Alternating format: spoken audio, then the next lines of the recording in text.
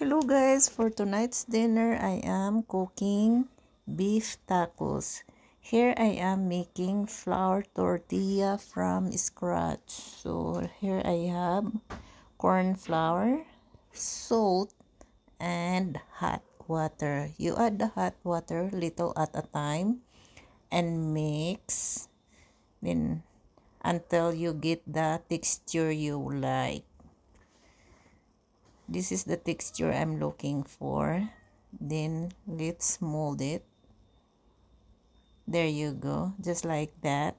Now just keep going until you're done. So for 3 cups of flour I made 12. So here I'm cooking it in my cast iron and keep it there to keep it hot. Now I'm making my salsa. Here I have onions, jalapenos, and tomatoes from my garden.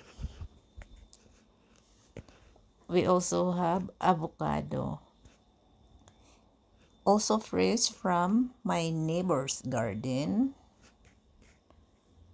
Just mix everything, add a little bit of lemon juice and salt.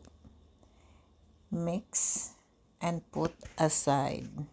Now let's cut our lettuce. Now let's cook our beef. Saute the onions.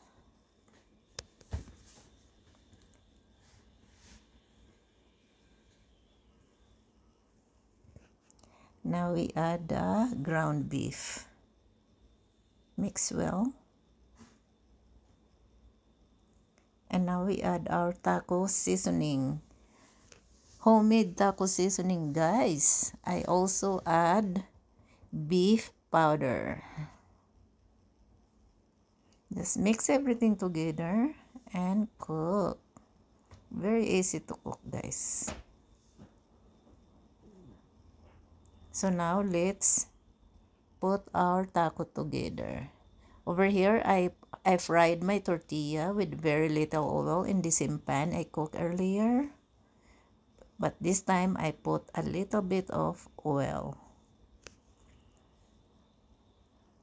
So, Bossing likes his tacos a little crispy. You can make soft taco also, guys. Depends on your preference. Sometimes I like it crispy, sometimes I like it soft. And here we put our ground beef. So while it's still hot, let's put the cheese so it will melt.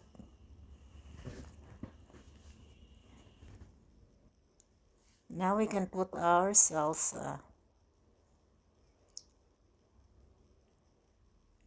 And the lettuce. Enjoy. Thank you for watching. I hope you like this video. Please like and share.